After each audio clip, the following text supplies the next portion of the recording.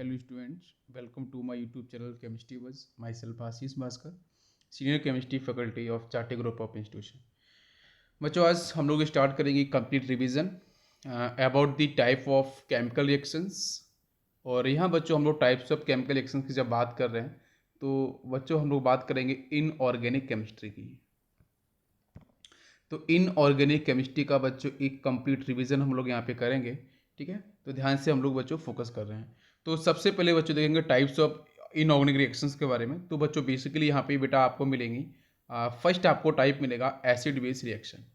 Acid base reaction को बच्चों जो हम स्टडी करेंगे तो यहाँ देखो बच्चों आपका इसमें दो पार्ट बच्चों जाएगा। एक बेटा जाएगा आपका ब्रोंस्टेड एसिड बेस और सेकंड बच्चों जाएगा आपका लिबिस एसिड बेस, ठीक है।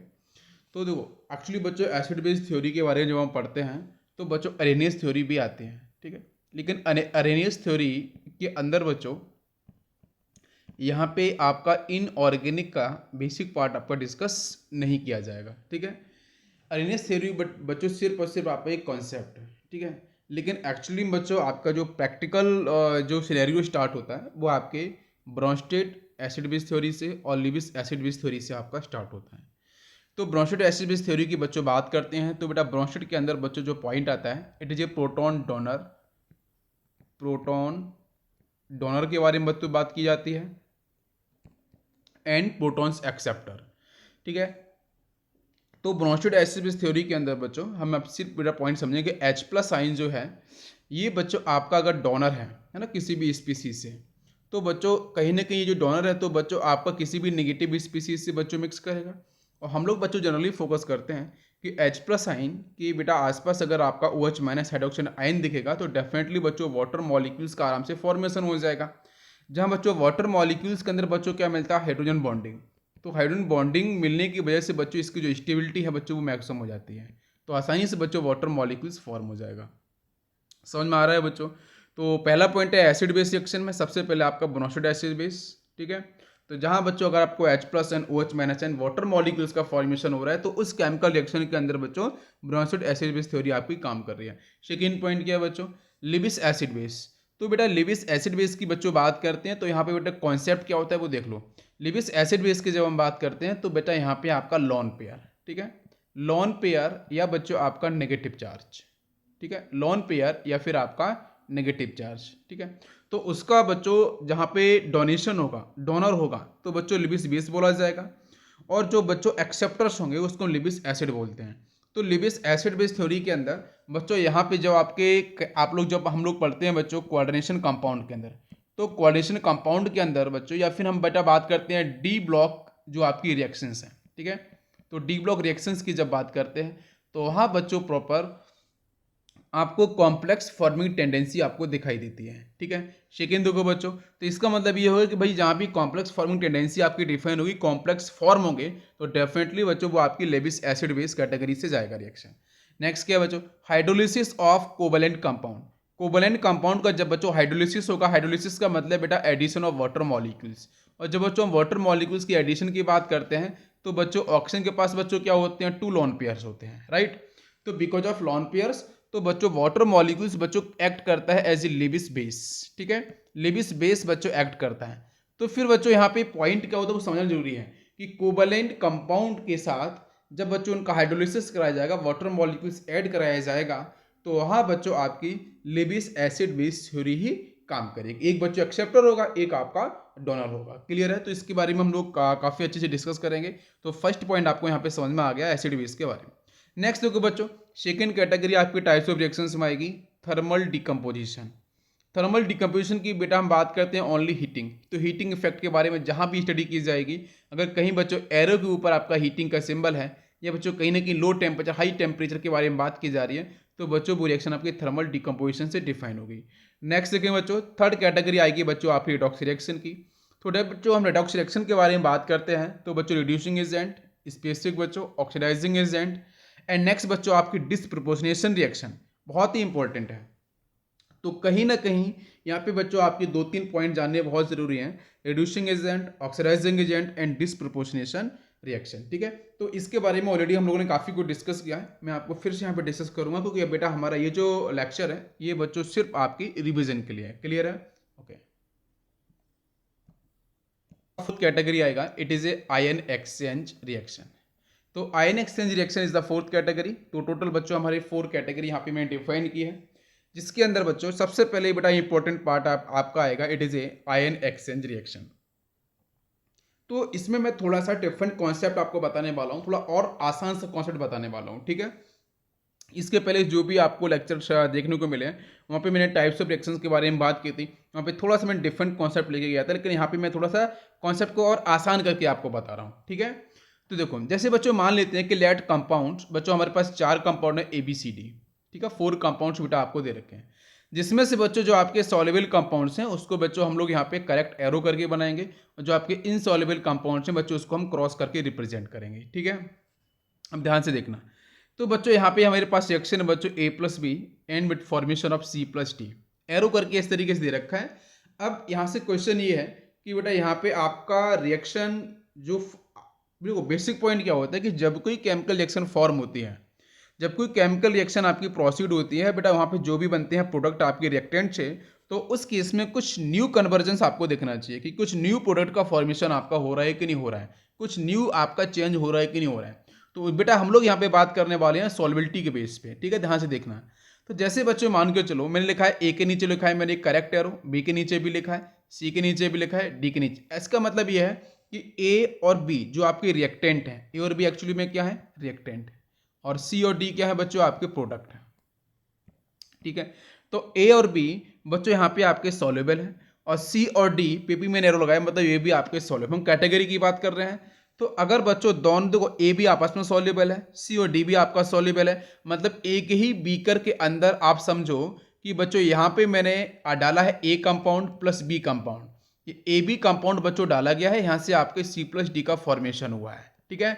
लेकिन बच्चों पॉइंट ये कि A और B and C and D सबके सब बच्चों कैसे हैं, सॉल्युबल है। जब सबके सब सॉल्युबल हैं तो बच्चों इंटरकन्वर्जन होगा, भाई आप A+B से C और D बना ना, अब बेटा C और D फिर आपस में बच्चों मिक्स करेंगे तो A+B बन जाएगा। जैसे बच्चों हम लोग बात कर रहे हैं आयन एक्सचेंज के बारे में, तो जैसे एग्जांपल है बच्चों NaCl plus KNO3 formation of NaNO3 and KCl। तो बच्चों देख सकते हो NaCl, बच्चों यहाँ से क्या मिलेगा एक्वस फेज के अंदर बच्चों Na+Cl माइनस, KNO3 में क्या मिलेगा K+N NO3-1, NaNO3 बच्चों क्या मिलेगा, यहाँ से देख सकते हो बच्चों आपका आयन एक्सचेंज होगा बेटा, सोडियम प्लस जाएगा NO3-7 के साथ, और आपका पोटेशियम प्लस जाएगा Cl- के साथ। तो बच्चों यहाँ से देख KCl मिला, NaNO3 मिला। लेकिन कहीं ना कहीं बच्चों अगर ये आपके सॉल्युबल हो रहे हैं, वैसे भी आयोनिक फेज के अंदर हैं, तो बच्चों आप समझना ध्यान से कि Na+ बच्चों फिर से जा सकता है ना किसके साथ बच्चों, Cl- के साथ, और K+ बच्चों जा सकता है NO3 के साथ, तो फिर से बच्चों रिएक्शन रिवर्स नहीं हो जाएगी। इसका मतलब है कि यहाँ बच्चों सबके सब कैसे हैं, सॉल्युबल। जब सॉल्युबल हैं तो बच्चों यहाँ पे एक्चुअली में आयन एक्सचेंज तो हुआ है, बट जो रिएक्शन है बच्चों वो हम बोलेंगे नो रिएक्शन, कि भाई यहाँ पे कोई भी रिएक्शन आपकी एक्चुअली नहीं हुई है। क्यों, क्योंकि बच्चों रिएक्टेंट से प्रोडक्ट, फिर प्रोडक्ट से रिएक्टेंट, बच्चों कंटिन्यूअस आपके चेंज होते रहे। क्या मेरी बात समझ में आ रही है, क्लियर है, ओके। इसके बाद देखो बच्चों नेक्स्ट पॉइंट पे हम लोग बात करेंगे कि जैसे बच्चों यहाँ पे आपको दे रखा है second case, now it is A second case, इसके अंदर बच्चों दे रखा है A+B and formation of C and D।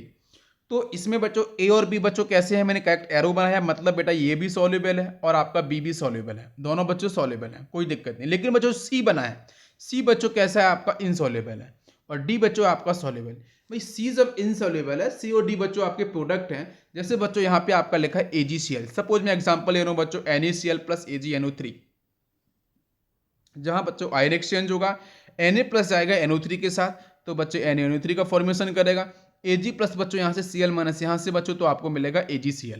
तो AgCl बच्चों पीपीटी के फॉर्म में बेटा नीचे आपके बॉटम में आपको जो बीकर होगा, उस बीकर के बॉटम में जाके बच्चों यहाँ पे आप पे क्रिस्टलाइन बेटा क्रिस्टल के फॉर्म में जाके AgCl आपका इकट्ठा हो जाएगा। क्या मेरी बात समझ में आ रही है। तो AgCl बच्चों फर्दर आपका रिएक्शन में पार्टिसिपेट नहीं करेगा, तो रिएक्शन बैकवर्ड नहीं जाएगी। तो डेफिनेटली बच्चों यहाँ पे पीपीटी फॉर्मेशन होगा, और बेटा हम डेफिनेटली बोलें कि यहाँ पे यस आपका रिएक्शन पॉसिबल होगा। क्या बात क्लियर समझ में आ रही है बच्चों।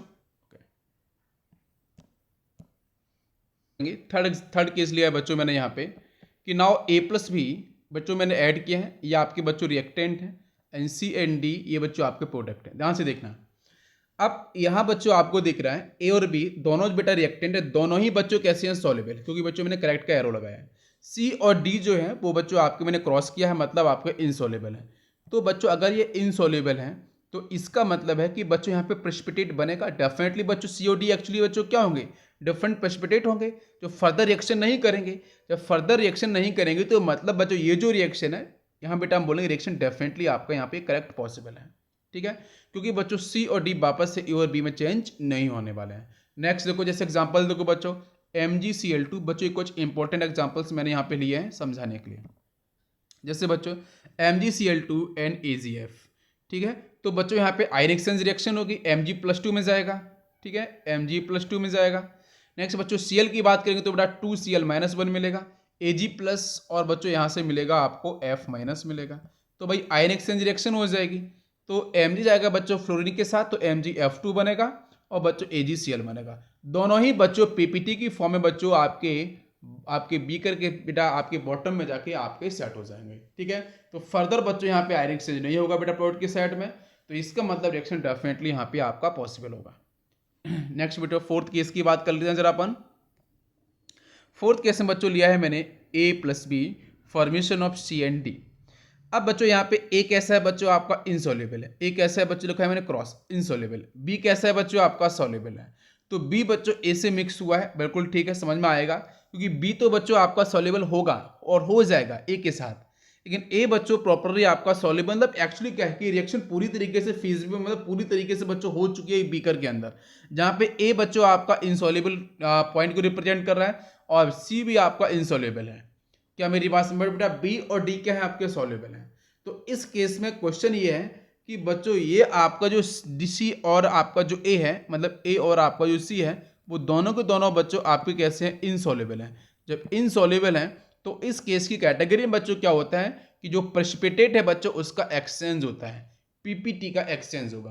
तो बच्चों आपका जो A है वो आपका इधर शिफ्ट हो सकता है, C आपका इधर शिफ्ट, मतलब यहाँ पे आपका सिंपल सा पॉइंट ये है कि बच्चों यहाँ पे पीपीटी एक्सचेंज रिएक्शन आपकी बोली जाती है। तो देखो बेशक यहाँ पे आपकी 4 कैटेगरी थी, इन चारों ही कैटेगरी को जानना बहुत जरूरी है, क्योंकि अगर बच्चों रिएक्शन दे रखा है उस रिएक्शन को अपन को समझना होता है क्या रिएक्शन आपकी पॉसिबल है, क्या रिएक्शन आपकी पॉसिबल नहीं है, कहाँ पे बच्चों पीपीटी एक्सचेंज हो रहा है, कहाँ पे पीपीटी एक्सचेंज नहीं होता है, कहाँ पीपीटी का फॉर्मेशन होगा, वो इन चारों कैटेगरी से आप आसानी से समझ सकते हो। क्लियर है पॉइंट, ओके। अब इसके बाद अब बच्चों हम लोग चलना चाहेंगे, नेक्स्ट पॉइंट आपका आएगा इट इज ए KSP, तो सॉल्युबिलिटी प्रोडक्ट। तो बच्चों KSP बच्चों हम कब डिफाइन करते हैं, इक्विलिब्रियम पे। मैंने बच्चों पढ़ा है आपको आयोनिक इक्विलिब्रियम और केमिकल इक्विलिब्रियम। तो आयोनिक के अंदर बच्चों जो हम लोग लास्ट में पढ़ रहे थे solubility product and ionic product, तो वहाँ बच्चों मैंने क्लियर किया था KSP के बारे में। तो बच्चों यहाँ पे सॉल्युबिलिटी प्रोडक्ट के बारे में बात की जा रही है, तो जहाँ बच्चों कुछ इस तरीके से लिखा हुआ अगर मैं आपको बताऊं कि C is less than A, कुछ इस तरीके से लिखा हुआ, मैं एग्जाम्पल की बात कर रहा हूँ, पीपीटी एक्सचेंज की बात कर रहा हूँ, ठीक है। तो C मैं इसी को लेके समझ सकता हूँ कि जो C है बच्चों वो आपका प्रोडक्ट है, उसकी सॉल्युबिलिटी आपकी A से कम है, सपोज इस तरीके से है, इस बात को समझना ध्यान से। तो ठीक है, इस बात को समझने के लिए यहाँ पे ऊपर लिखा है कि पीपीटी बच्चों यहाँ पे आपका एक्सचेंज हो रहा है। पीपीटी एक्सचेंज कब होगा वो भी समझ में, पीपीटी एक्सचेंज कब होगा, जब आपका जो, क्योंकि बच्चों ऊपर क्या है हम बच्चों बात कर रहे हैं कि सॉल्युबल हो रहा है, सॉल्युबल नहीं हो रहा है, तो इस चीज़ को डिफाइन करने के लिए बच्चों हम किसकी हेल्प लेते हैं, सॉल्युबिलिटी प्रोडक्ट की और आयोनिक प्रोडक्ट की, ठीक है ना। तो बच्चों यहाँ पे आपका जो KSP है, मतलब लास्ट टाइम बेटा फोर्थ रिएक्शन की बात कर रहे हैं यहाँ पे, ठीक है। तो बच्चों C जो है मतलब ये जो आपका प्रोडक्ट है उसकी जो KSP वैल्यू है अगर A से कम होगी, अगर A से कम होगी तो बच्चों आपका पीपीटी एक्सचेंज आपका हो जाएगा, ठीक है। और उस चीज़ को बेटर और समझने के लिए KSP को मैं यहाँ पे कुछ एग्जांपल्स दे रहा हूँ। जैसे बच्चों KSP का मतलब है सॉल्युबिलिटी प्रोडक्ट, इसको जो समझना आप कैपेसिटी, सॉल्युबिलिटी प्रोडक्ट का मतलब बच्चों किससे आप रिलेट करना है, कैपेसिटी से। और KI का मतलब बच्चों it is a ionic product, इसको बच्चों आप रिलेट करना अमाउंट से, ठीक है, अमाउंट, ठीक है। ऊपर बच्चों क्या है आपका कैपेसिटी। जैसे बच्चों यहाँ पे आपके 3 केस बनते हैं, KSP is greater than KI, तो बच्चों आपका यहाँ पे क्या होगा, सॉल्युबल। जैसे आपका जो भी कंपाउंड आपको दे रखा है ना, उस कंपाउंड के बेस पे हम बात करते हैं कि भाई सॉल्युबल, सैचुरेटेड और इनसॉल्युबल, ठीक है। तो सॉल्युबल बच्चों कब डिफाइन होता है, जब KSP की वैल्यू बच्चों KI से अधिक होगी, आयोनिक प्रोडक्ट से। नेक्स्ट देखो बच्चों KSP की वैल्यू बच्चों अगर KI के इक्वल होगी तो बच्चों उसको बोलते हैं सैचुरेटेड सॉल्यूशन। और लास्ट बच्चों KSP वैल्यू अगर बच्चों लेस होगी KI से, मतलब आपका आयोनिक प्रोडक्ट से, तो बच्चों वहाँ पे आपका इनसॉल्युबल पॉइंट आपका डिफाइन होगा, ठीक है। तो मतलब वहाँ पे आपके सॉल्युबिलिटी डिफाइन नहीं होगी। क्लियर है पॉइंट, ओके, जैसे एग्जाम्पल नीचे है उस एग्जाम्पल पर चलते हैं जरा समझने के लिए इस पॉइंट को। जैसे बच्चों यहाँ पे आपको दे रखा है एक कंपाउंड है बच्चों आपका बेरियम सल्फेट, ठीक है, और प्लस यहाँ पे आपको दे रखा है NaNO3, और यहाँ से देखो बच्चों तो यहाँ से आपको आयंस मिलेंगे, ठीक है, Ba+2 मिलेगा, एन सल्फेट पे आओगे तो बच्चों SO4-2 आपको मिल जाएगा, ठीक है। इसी तरीके से बच्चों NH2CO3 को बच्चों हम कार्बोनेट को बेटा डिकम्पोज करेंगे तो यहाँ से बच्चों आपका आयोनाइज हो जाएगा, क्या मिलेगा 2Na+ मिलेगा और आपको CO3-2 मिल जाएगा। तो आयन एक्सचेंज होगा, यहाँ से बच्चों BaCO3 बन जाएगा और Na2SO4 बन जाएगा। तो BaCO3 ये भी देखो बच्चों PPT फॉर्म करता है और BaSO4 बच्चों ये भी PPT फॉर्म करेगा।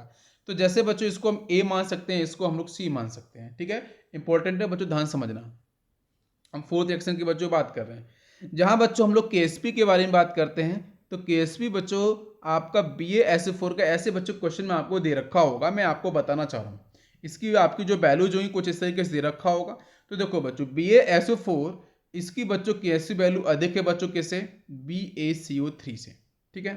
मतलब यहाँ पे आप बात करोगे कि A के लिए बच्चों जो KSP वैल्यू है, A की KSP वैल्यू बच्चों C से कैसी आपकी अधिक है। ये बात समझ में आ रही है, क्लियर है। अब यहाँ पे अब पॉइंट ये आपका यहाँ पे डिफाइन होगा कि भाई A की अगर सॉल्युबिलिटी अधिक है किससे, C से, तो इस केस में आपका जो BaSO4 है ये बच्चों इक्विलिब्रियम डिफाइन करेगा किसके साथ, भाई जब BaSO4 को अगर डिसोशिएट करेंगे तो Ba+2 बनेगा, समझो बेटा, और SO4-2 बनेगा।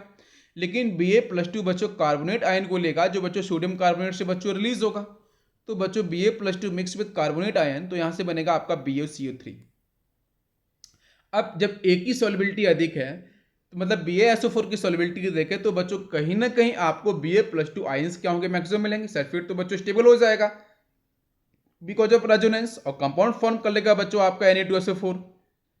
अब यहां से बच्चों BaSO4 मतलब जिसकी बेटा आप फिर से ध्यान सुनो, जिसकी KSP वैल्यू अधिक हो रही है मतलब वो ज्यादा सॉल्युबल हो रहा है, उसके ज्यादा आयंस आपको मिलेंगे, तो Ba+2 आयंस आपको मोर मिलेंगे। तो Ba+2 ion mix with CO3-2 ion तो बनेगा बच्चों बेरियम कार्बोनेट। क्या मेरी बात समझ में आ रही है। तो बच्चों BaSO4 आप ज्यादा सॉल्युबल हो रहा है और BaCO3 बच्चों आपका अगर रिवर्स हम बात करेंगे तो बच्चों ये आपका लेस सॉल्युबिलिटी को रिप्रेजेंट कर रहे हैं। क्या मेरी बात समझ में आ रही है, क्लियर है बच्चों। अब नेक्स्ट पॉइंट सुनना। तो अब इस चीज को मैं थोड़ा और बेटर वे में बताऊं तो ध्यान से देखना कि अगर बच्चों KSP वैल्यू अगर आपकी जिसकी अधिक होती है तो मतलब वहां बेटा उस कंपाउंड की सॉल्युबिलिटी भी अधिक होती है, क्लियर है। क्यों, उसके पीछे देखो बच्चों यहाँ पे एक पॉइंट और बताऊंगा क्यों, क्योंकि बच्चों अट्रैक्शन बिटवीन आयंस बच्चों कैसा होगा, लेस। भाई जहां पे आपका KSP वैल्यू अधिक हो जाएगी, सॉल्युबिलिटी आपके मैक्सिमम हो जाएगी, तो जो अट्रैक्शन आयंस के बीच में अट्रैक्शन वो जो कंपाउंड होगा, जैसे बच्चों यहाँ पे BaSO4 है, जब इसकी KSP वैल्यू अधिक हुई, जब इसकी KSP वैल्यू बच्चों अधिक है तो इसका मतलब समझो ध्यान से, उसका मतलब है कि बेटा वहां पे सॉल्युबिलिटी कैसी होगी, अधिक होगी। और बच्चों सॉल्युबिलिटी जब अधिक होगी तो कहीं ना कहीं बेटा आपका BaSO4 है, इसके बीच में बच्चों जो आपका आयोनिक बॉन्ड है, जो आयोनिक परसेंटेज है, वो आयोनिक परसेंटेज, आयोनिक कैरेक्टर का जो परसेंटेज है उस परसेंटेज की वैल्यू लेस होगी। मतलब बच्चों वहां पे आपका अट्रैक्शन लेस होगा, फोर्स ऑफ अट्रैक्शन लेस होगा आयंस के बीच में। तो मतलब वहां पे नेक्स्ट पॉइंट आएगा बच्चों कि number of ions in aqueous medium कैसे होंगे बच्चों, उसके मैक्सिमम होंगे। ये बेसिक आपका मीन है बच्चों KSP का, समझ में आ गया। अब इसको और बेटर वे में समझते हैं। देखो बच्चों इसका मीन्स क्या है कि KSP अगर BaSO4 का बेटा ग्रेटर है आपके BaCO3 से, ठीक है, आपको वैल्यूज दी जाएंगी। समझना बच्चों ध्यान से क्या होगा इसका। बच्चों पहला मीन होगा कि BaSO में हिंदी में लगा है BaSO4 की आयोनाइज होने की टेंडेंसी BaCO3 से ज्यादा है, पहला मतलब तो इसका ये होगा, क्लियर है। सेकेंड मीन देखो Ba+2 की SO4-2 के साथ बॉन्ड बनाने की टेंडेंसी कार्बोनेट से कम है, किसके अंदर, वाटर मॉलिक्यूल्स के अंदर। मैं फिर से रिपीट करूं, ध्यान सुनना। Ba+2 के साथ बच्चों जो SO4-2 सल्फेट आयन दिख रहा है, ठीक है, तो लिखा है मैंने Ba+2 की सल्फेट SO4-2 के साथ बॉन्ड बनाने की टेंडेंसी CO3-2 से कम है, लेकिन किसके अंदर बच्चों, वाटर में। क्यों बच्चों मैं कर रहा हूं, क्योंकि बच्चों हमारा ये आयन एक्सचेंज रिएक्शन है, तो बच्चों हम लोग यहां पे लेंगे पोलर सॉल्वेंट।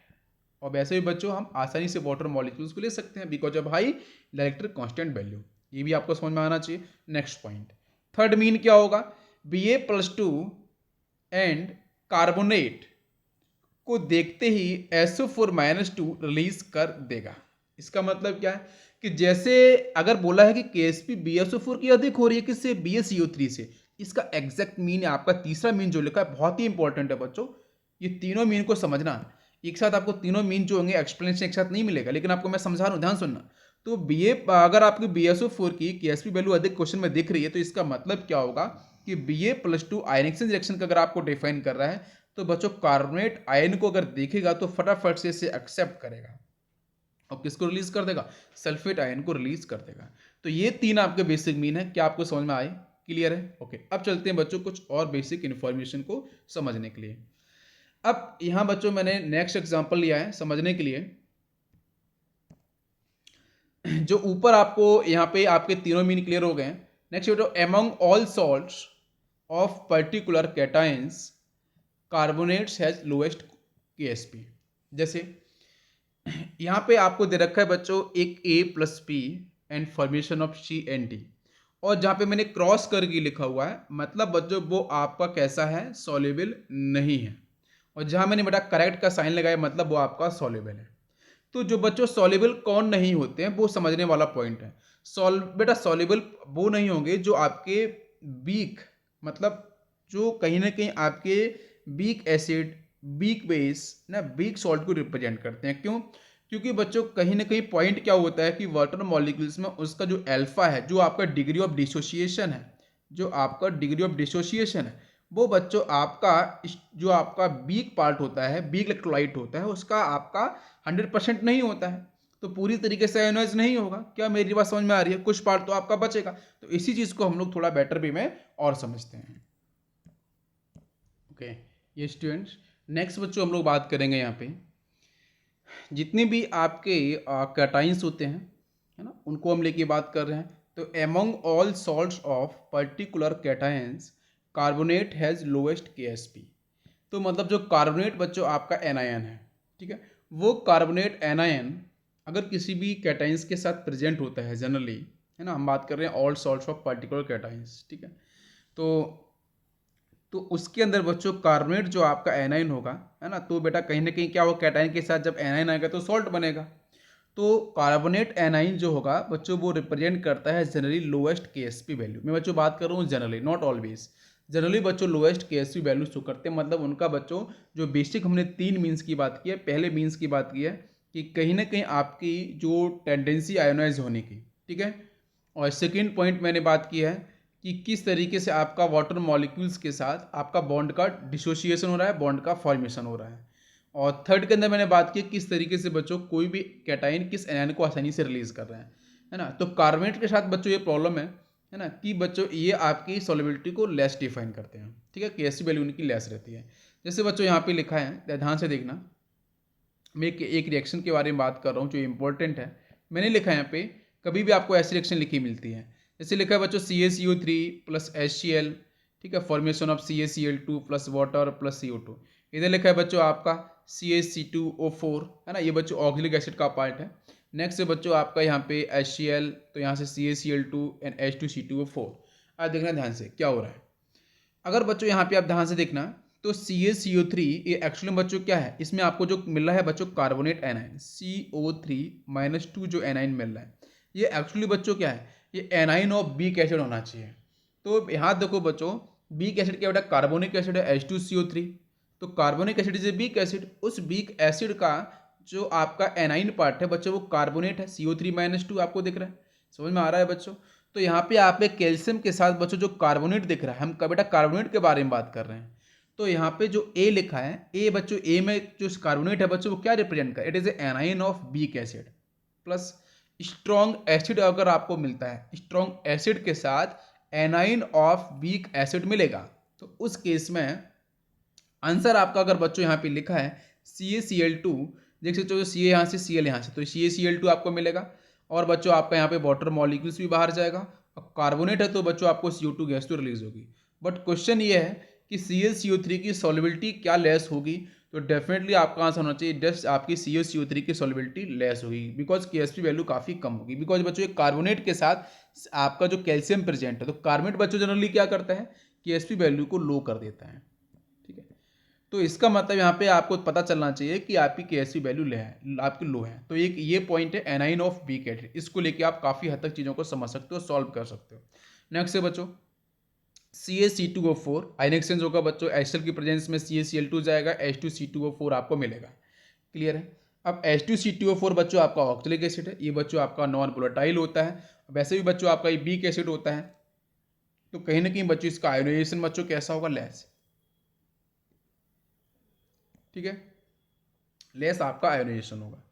तो ये तो आपका नॉन वोलेटाइल फिक्स हो गया। अब इधर देखो, तो बच्चों यहाँ पे तो कैल्शियम के साथ क्या दिख रहा है आपको, कैल्शियम के साथ दिख रहा है आपको C2O4-2। ये बच्चों आपका क्या है, ये आपका ऑक्सलेट एनायन है, मतलब ऑक्सलिक एसिड का बच्चों आपका एक एसिड का 8 आयन है। तो ऑक्सलेट ऑक्सलेट बेटा कहीं ना कहीं कार्बोनेट को ही रिलेट करता है, कार्बोनेट की प्रॉपर्टी को फॉलो करता है। तो मतलब यहाँ भी आप देख सकते हो कि जो C2O4-2 है, ये एक्चुअली बच्चों एनाइन ऑफ वीक एसिड है। C2O4-2 क्या है, ये आपका एनायन ऑफ वीक एसिड है। तो डेफिनेटली आप बच्चों देख सकते हो, क्यों बच्चों ऑक्सलिक एसिड से आपको डिफाइन हो रहा है। तो बिल्कुल करेक्ट आंसर यहाँ पे बन जाएगा कि बच्चों यहाँ पे आपका CaC2O4 जो है उसका आपका केएसपी वैल्यू कैसा होगा, लेस होगा। ये बात आपको समझ, तो इंपॉर्टेंट पॉइंट है, फिर से ध्यान रखो बच्चों, एनाइन ऑफ वीक एसिड के साथ बच्चों अगर आपको मिलता है स्ट्रॉन्ग एसिड, तो समझ में आना चाहिए कहाँ पे आपकी सॉल्युबिलिटी लेस होगी। अब हम बात करेंगे कि बेटा कितनी आपकी रिएक्शन फीजिबल हो सकती है, कितनी पॉसिबल नहीं हो सकती है। तो देखेंगे बच्चों ध्यान से यहाँ पे, जैसे बच्चों यहाँ पे हम लोग एक्चुअली बात कर रहे हैं कुछ इस तरीके से कि बेटा नो रिएक्शन, उसको देखो ध्यान से, A+B NCND। तो बच्चों हम जब, अब मैं आपको बताऊंगा कि जब भी बच्चों आयन एक्सचेंज रिएक्शन होती है, तो आयन एक्सचेंज रिएक्शन के अंदर बच्चों सबसे पहला पॉइंट बच्चों हम लोग देखते हैं केएसपी, मतलब बच्चों हम लोग देखते हैं सॉल्युबिलिटी।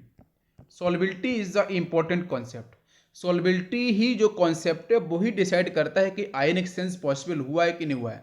अगर पॉसिबल हुआ भी है तो फिर से रिएक्शन क्या आपकी मतलब बैकवर्ड या फॉरवर्ड डायरेक्शन मूव कर रही है कि नहीं कर रही है, वो सबका सब बेटा आपके सॉल्युबिलिटी पे डिपेंड करेगा, केएसपी वैल्यू पे डिपेंड करेगा। और केएसपी वैल्यू क्या होती है, वो तीनों पॉइंट मैंने डिस्कस किए हैं अभी। ठीक है, और एग्जाम्पल भी लेके मैंने आपको बताया। अब देखो ध्यान से, तो जैसे बच्चों मैं बच्चों क्रॉस करूंगा, क्रॉस का मतलब बच्चों क्या है, नॉट सॉल्युबल। ठीक है, नॉट सॉल्युबल। और जहां बच्चों मैंने राइट लिखा है मतलब वहां बच्चों आपकी सॉल्युबिलिटी मतलब वो सॉल्युबल है। अब बच्चों यहां से लिखा ए और बी, ए और बी बच्चों अगर आपके सॉल्युबल नहीं है बट आयन एक्सचेंज हो चुका है, ये बेटा आपके सॉल्युबल नहीं है। अब सॉल्युबल ना होने के पीछे रीजन ये भी होता है कि बच्चों वीक इलेक्ट्रोलाइट की कैटेगरी से आने वाला कंपाउंड है या फिर उसके पास जो एनायन है। तो मतलब बेटा आपका जो ए और बी अगर आपके नॉट सॉल्युबल है, तो मतलब बच्चों आपका सी और डी का अगर फॉर्मेशन आपको लिखा हुआ है, तो हम बेटा फाइनली बोलेंगे रिएक्शन आपकी नो रिएक्शन कैटेगरी में जाएगी।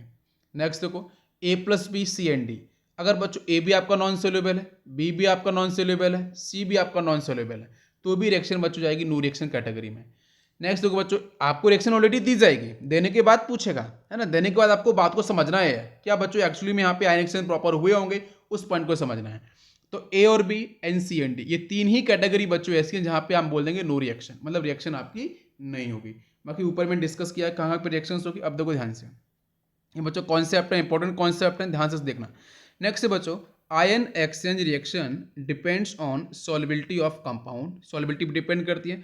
PPT are distinguished by their colour, but हम कलर के बारे में नेक्स्ट हम डिस्कस करेंगे।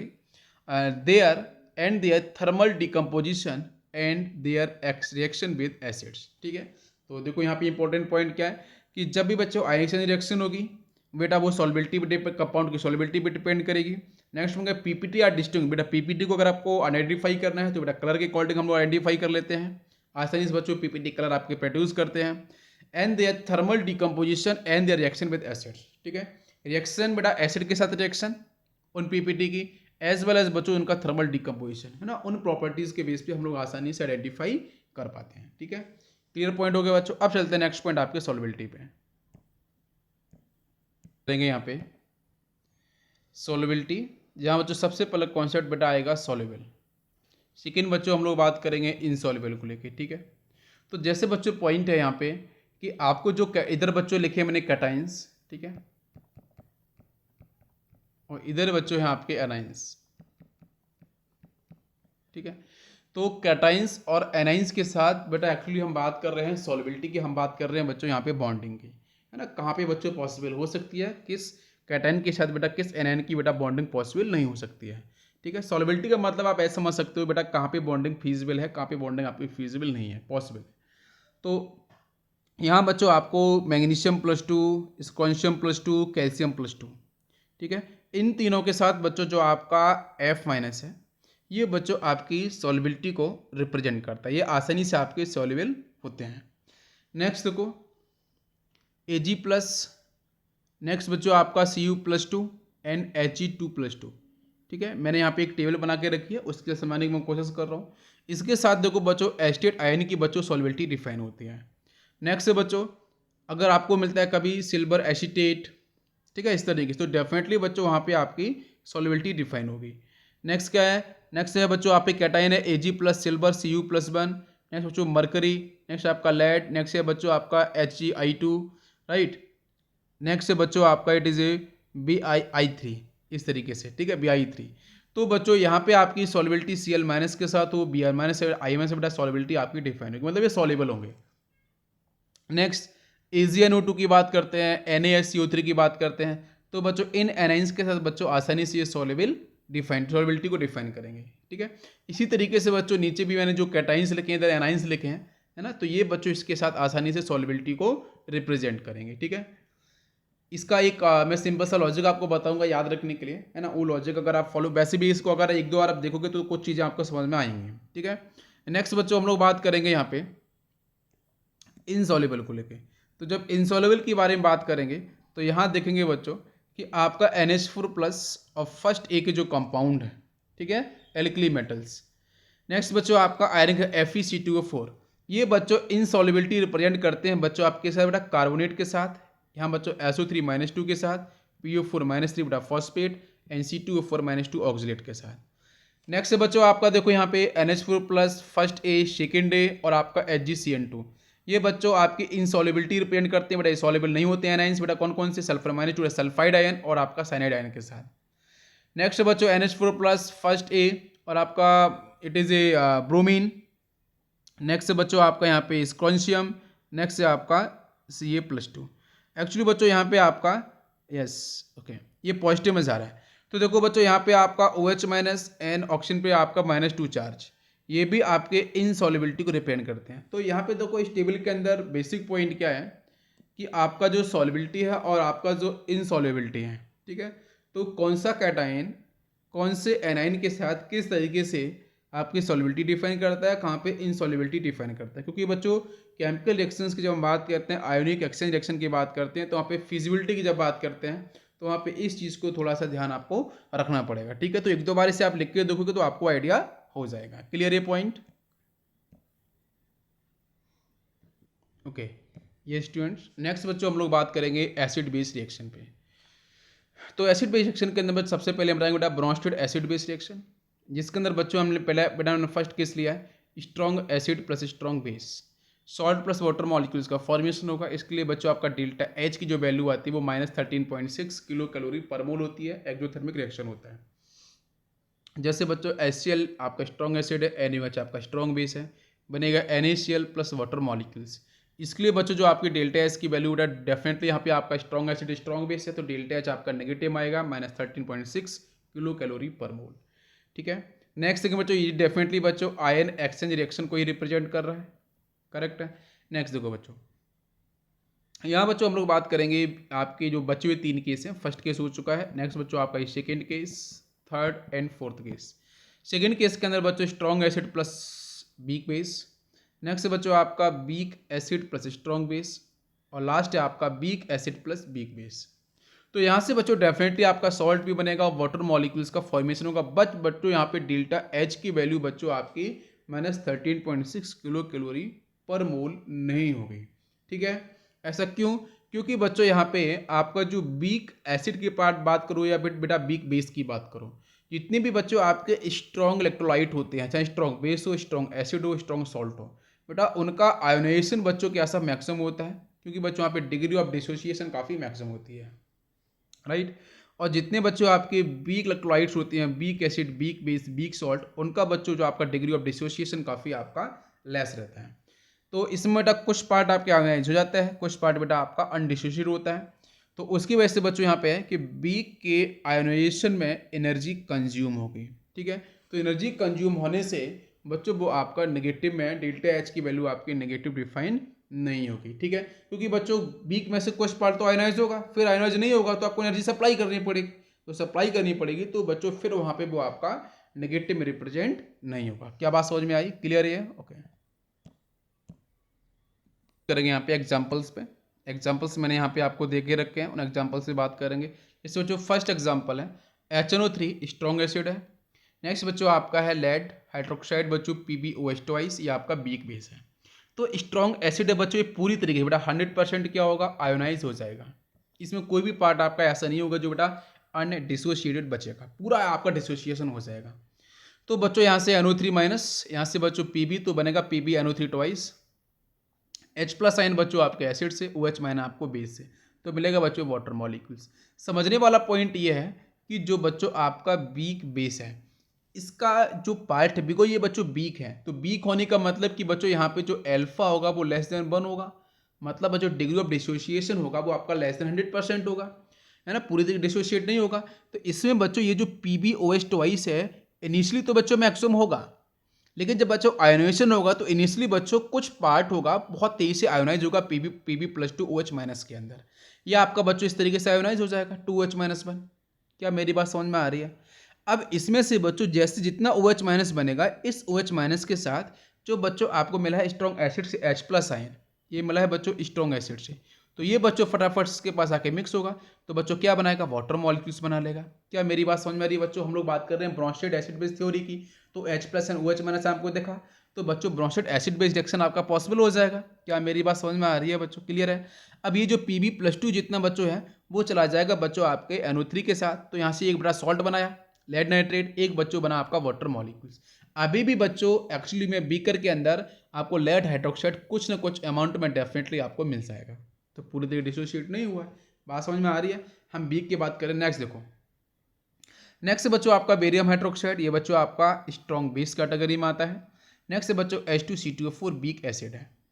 तो देखो बच्चों स्ट्रॉन्ग आपका जो बेस है ये बच्चों 100% आपका आयोनाइज होगा, इसमें कोई भी पार्ट नहीं बचेगा, तो यहाँ तो कोई दिक्कत है नहीं सॉल्बिलिटी की, यहाँ तो मैक्सिमम सॉल्युबिलिटी होगी। यहाँ देखो ये आपका वीक एसिड है, तो वीक एसिड से बच्चों क्या मिलेगा भाई, जितने भी आपका वीक इलेक्ट्रोलाइट होता है वहाँ तो बेटा इक्विलिब्रियम मिलता है। क्या मेरी बात समझ में आ रही है? इक्विलिब्रियम बच्चों कहाँ एग्जिस्ट करता है, जब आपका वीक पार्ट आता है, चाहे वीक एसिड हो, चाहे वीक बेस हो, चाहे आपका वीक सॉल्ट हो, क्योंकि बच्चों पूरी तरीके डिसोशिएट नहीं होते हैं। अब इसमें से weak acid, weak base, weak salt की कुछ कैटेगरी तो आपको पता होनी चाहिए, राइट, इंपॉर्टेंट रहती हैं। तो देखो बच्चों यहाँ पे H2CO4 आयोनाइज हो गया एक्वस मीडियम में, तो यहाँ से बनेगा बच्चों C2O4-2 और आपको मिलेगा 2H+ आयन। जितना बच्चों H+ आयन आपका बनेगा तो बेटा वो H+ आयन बच्चों OH माइनस से मिक्स से बेटा वाटर मॉलिक्यूल्स का फॉर्मेशन हो जाएगा। अभी भी बीकर में बेटा H2C2O4 का कुछ ना कुछ पार्ट आपको डेफिनेटली मिलेगा। क्या मेरी बात समझ में आ रही है? और बच्चों C2O4- में जाएगा बेटा बेरियम के साथ, तो बेटा एक सॉल्ट बनाएगा, ये बच्चों आपका यहाँ पे सॉल्ट का फॉर्मेशन, बाकी बच्चों यहाँ से वाटर मॉलिक्यूल्स। नेक्स्ट एग्जाम्पल देखते हैं बच्चों यहाँ पे, जैसे बच्चों मैंने यहाँ पे लिया है मैग्नीशियम हाइड्रोक्साइड, बेटा आपका ये वीक बेस होता है, मिल्क ऑफ मैग्नीशिया।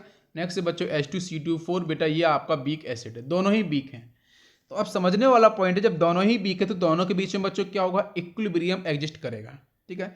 जब इक्विलिब्रियम एग्जिस्ट करेगा तो बच्चों फर्स्ट केस में क्या होगा, कुछ पार्ट आयोनाइज होगा, Mg+2 जाएगा प्लस OH- आयन जाएगा। सेकेंड केस के अंदर बच्चों क्या होगा, H+ आयन मिलेगा और कार्बोनेट आयन CO3-2 मिलेगा। अब इसमें से H+ आयन, OH- आयन, ये बेटा देखो ब्रोंस्टेड वाला केस हो रहा है कि नहीं हो रहा है, तो बेटा यहाँ पे आपका ब्रोंस्टेड आयोनिक रिएक्शंस का केस हो रहा है, तो ये तो बेटा बन गए यहाँ से आपका वाटर मॉलिक्यूल्स, और बेटा बाकी जो पार्ट Mg+2 होगा बेटा कार्बोनेट वाला पार्ट होगा, यहाँ से आपको मिलेगा MgCO3, ठीक है। क्या मेरी बात समझ में आ रही है? क्लियर है बच्चों? ओके, यहाँ पे acid base reaction can be, acid base reaction बच्चों कितने टाइप्स के हो सकते हैं, जैसा हम लोगों ने बच्चों अभी स्टडी किया है पीपीटी फॉर्मेशन के बारे में, प्रेसिपिटेट एक्सचेंज के बारे में, पीपीटी डिसोल्यूशन के बारे में, ठीक है। तो ये तीनों कैटेगरी बच्चों मिल सकते हैं एसिड बेस के अंदर, प्रेसिपिटेट फॉर्मेशन, पीपीटी डिसोल्यूशन और पीपीटी एक्सचेंज। पीपीटी फॉर्मेशन की बात करेंगे तो देखो बच्चों acid plus base, but keep in mind कि बेस बच्चों आपका होना चाहिए स्ट्रॉन्ग बेस, उसके साथ अगर बच्चों आपको मिलता है स्ट्रॉन्ग एसिड या बच्चों वीक एसिड, तो उस केस में बच्चों जो सॉल्ट बनेगा एक्चुअली क्या होगा बच्चों, ये जो आपका वीक, जैसे एग्जांपल की अगर आप बात करो तो मैंने सपोज यहाँ पे एक मैं बच्चों सपोज यहाँ पे ऐसा मान के चलता हूँ कि मैंने सपोज स्ट्रॉन्ग एसिड ले लिया है H2SO4, समझा ध्यान से। जब मैंने स्ट्रॉन्ग लिया है तो बच्चों आपका ये सॉल्युबल होगा डेफिनेटली, क्लियर है। और अगर मैंने यहाँ पे एक बेटा बेस लिया है आपका, अगर ये भी आपका स्ट्रॉन्ग है तो यहाँ पे आप देख सकते हो कि स्ट्रॉन्ग बेस लिया है मैंने और स्ट्रॉन्ग मैंने एसिड लिया है, तो strong acid plus strong base, यहाँ से आपको जो मिल रहा है बच्चों सॉल्ट, ये आपका पीपीटी हो रहा है, प्रेसिपिटेट बन रहा है। और ये जो पीपीटी आपका हो रहा है ये बच्चों आपका सॉल्ट इनसॉल्युबल होगा, फर्दर आपका सॉल्युबल नहीं होगा, वाटर मॉलिक्यूल्स बन रहा है। तो इसमें ये भी एक बहुत इंपॉर्टेंट केस है कि पीपीटी फॉर्मेशन वाला केस। तो एसिड बेस रिएक्शन में पहली कैटेगरी में बात कर रहा हूँ acid plus base, but keep in mind कि बेस यहाँ पे जो है बच्चों वो आपका होना चाहिए स्ट्रॉन्ग बेस, और जो एसिड है एसिड इट में बी स्ट्रॉन्ग इट में बी वीक, तो वहाँ पे आपका जो सॉल्ट बनेगा वो आपका इनसॉल्युबल बनेगा। तो बेटा पहला हो गया पीपीटी फॉर्मेशन। मैं सेकंड बात करूँगा सेकंड केस की, तो सेकंड केस के अंदर आप देख सकते हो पीपीटी डिसोल्यूशन। तो पीपीटी डिसोल्यूशन की बात मैं करूँगा तो देखना बच्चों यहाँ पे क्या है, डिसोल्यूशन का मतलब है कि बच्चों जो भी आपका सॉल्ट बनेगा वो सॉल्ट बच्चों कैसा होगा, सॉल्युबल। सॉल्ट आपका कैसा होगा बच्चों, सॉल्युबल होगा, मतलब बेटा फर्दर आपका सॉल्युबल हो जाएगा।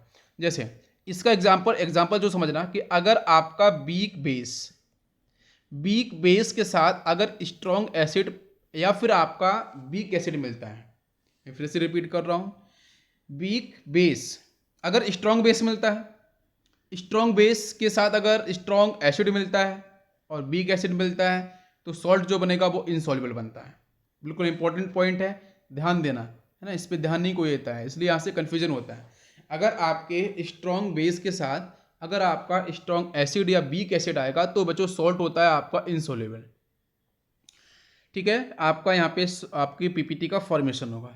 अब डिसोल्यूशन का मतलब क्या है कि बेटा फर्दर जो भी सॉल्ट बनेगा प्रोडक्ट की फॉर्म में वो फिर से आपका सॉल्युबल हो जाएगा। तो इसे केस को समझना जरूरी है क्या, कि यहाँ बच्चों अगर आपको ध्यान देना कि अगर बच्चों वीक एसिड, ऊपर तो आपका स्ट्रॉन्ग बेस था, नीचे अगर आपका वीक बेस होगा तो वीक बेस के साथ अगर आपको मिलता है स्ट्रॉन्ग एसिड या फिर आपको वीक एसिड मिलता है, जैसे एग्जांपल देखो बच्चों जिंक हाइड्रोक्साइड, क्लियर है, ये आपका वीक बेस है, इसके साथ HCl कैसा है, स्ट्रॉन्ग एसिड है। तो आप बिना देखे टिक कर सकते हो कि यहाँ पे जो भी सॉल्ट बनेगा वो सॉल्ट आपका सॉल्युबल होगा। अगर मैं ऐसे रिपीट करूं, मैं फिर से एक बार में पॉइंट बोलूं कि अगर आपके स्ट्रॉन्ग बेस के साथ अगर आपका स्ट्रॉन्ग एसिड आएगा तो आप डेफिनेटली बोल सकते हो कि यहाँ पे जो भी सॉल्ट बनेगा वो आपके पीपीटी की फॉर्म में नीचे आपका सेटल डाउन हो जाएगा, मोर स्टेबल होगा। और अगर मैं इसको ऐसे बोलूं कि अगर आपके वीक बेस के साथ स्ट्रॉन्ग एसिड आएगा तो यहाँ पे आपका जो भी सॉल्ट बनेगा वो पीपीटी की फॉर्म में नीचे सेटल डाउन नहीं होगा, कलर जनरेट करेगा, बट वहाँ पे आपका जो सॉल्ट होगा वो फिर से आपका सॉल्युबल हो जाएगा। तो सॉल्ट यहाँ पे सॉल्युबल बेटा देखो ZnCl2 बनेगा, वो सॉल्युबल होगा वाटर मॉलिक्यूल से। क्या मेरी बात समझ में आ रही है? तो यह बेटा हो गया आपका पीपीटी डिसोल्यूशन, इंपॉर्टेंट केस है। थर्ड केस पे चलते हैं। थर्ड केस है यहाँ पे बच्चों कुछ इस तरीके से, पीपीटी एक्सचेंज, प्रेसिपिटेट एक्सचेंज, ध्यान से देखना उसको। पीपीटी एक्सचेंज बच्चों कहाँ होगा, यहाँ बच्चों देखो वीक बेस, आप लोग क्या करो, आप बेस पे फोकस करो। अगर आपका, मैं फिर से रिपीट करूँ, ध्यान से देखो, अगर आपका स्ट्रॉन्ग बेस के साथ वीक एसिड या स्ट्रॉन्ग एसिड होता है तो उस केस में जो भी सॉल्ट बनेगा पीपीटी आपकी बन जाएगी, ठीक है। नेक्स्ट सेकंड केस देखो, वो आपका सॉल्ट वो पीपीटी फॉर्मेशन का होगा। सेकंड केस पीपीटी डिसोल्यूशन का क्या होगा, डिसोल्यूशन के अंदर बेटा आपका सॉल्ट फिर से आपका सॉल्युबल हो जाए, जिसमें आप क्या समझना है कि वीक बेस हो जाना चाहिए, उसके साथ स्ट्रॉन्ग एसिड हो चाहे आपका वीक एसिड हो। आंसर आपका क्या होगा कि जो सॉल्ट बनेगा वो आपका सॉल्युबल होगा। तीसरा केस देखो, वीक बेस, बेटा ये दोनों केस आपके काफ़ी क्लोज हैं, क्या कि बच्चों यहाँ पे आपका जो बेस है वो वीक बेस है, तो वीक बेस के साथ अगर स्ट्रॉन्ग एसिड हो चाहे आपका वीक एसिड हो, उस केस में आपका जो सॉल्ट होगा वो इनसॉल्युबल सॉल्ट का फॉर्मेशन करता है। जनरली आपका इनसॉल्युबल सॉल्ट का आपको थोड़ा सा ध्यान देना पड़ेगा। क्या ध्यान देना पड़ेगा कि जैसे मान के चलो यहाँ पे मैंने स्पेसिफाई किया है आपका ये जो किया है मैंने, it is a week acid. Weak acid, तो वीक एसिड के साथ बेटा कैल्शियम हाइड्रोक्साइड है, ये बेटा आपका वीक बेस होता है। तो यहाँ से आपको मिला कैल्शियम कार्बोनेट, ये बच्चों आपका सेटल डाउन हो जाएगा और बेटा इनसॉल्युबल सॉल्ट को रिप्रेजेंट करेगा। क्या मेरी बात समझ में आ रही है? ये बच्चों आपको सेटल डाउन हो जाएगा और सेटल डाउन होने के बाद ये क्या करेगा, ये बच्चों यहाँ से पीपीटी को फिर से एक्सचेंज करेगा। मतलब ये आपके प्रेसिपिटेट जो है कैल्शियम कार्बोनेट, वो बेटा फिर से आयोनाइज होगा और यहाँ से आपका रिएक्शन बैकवर्ड डायरेक्शन में भी शिफ्ट होगा, जहाँ से आपको फिर से CaOH ट्वाइस का फॉर्मेशन आपको मिलेगा on the hydrolysis of CaCO3। समझ में आ रहा है? तो ये आपका पीपीटी एक्सचेंज का पॉइंट है, समझ में आना चाहिए, क्लियर है। अब इसके अंदर बच्चों हम लोग कुछ केमिकल रिएक्शंस उस पर बात करेंगे।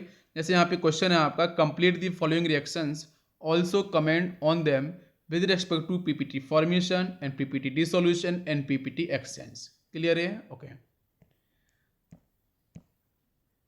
आपका एक क्वेश्चन है ना, इस क्वेश्चन के अंदर PPT formation and PPT dissolution and PPT exchange है ना, इससे बच्चों टोटल आपके जो रिएक्शंस दे रखे हैं है ना, वो आपको देखें टोटल आपको देख सकते हो 1 2 3 यानी बच्चों अप टू आपके 13 आपको रिएक्शंस दे रखे हैं। ये 13 रिएक्शंस को आप एक बार चेक करना है ना, और इसको सॉल्व करो। ठीक है, सॉल्व करने के बाद आप टेक्स्ट कर सकते हो। क्लियर है? ओके। और जो भी समझ में नहीं आएगा है ना, उसको आप टेक्स्ट कर सकते हो, मैं आपको समझा दूंगा। तो आज बच्चों लेक्चर को हम यहीं रखते हैं, कल हम नेक्स्ट कुछ और पढ़ेंगे, कुछ important points. Thank you, thanks for watching.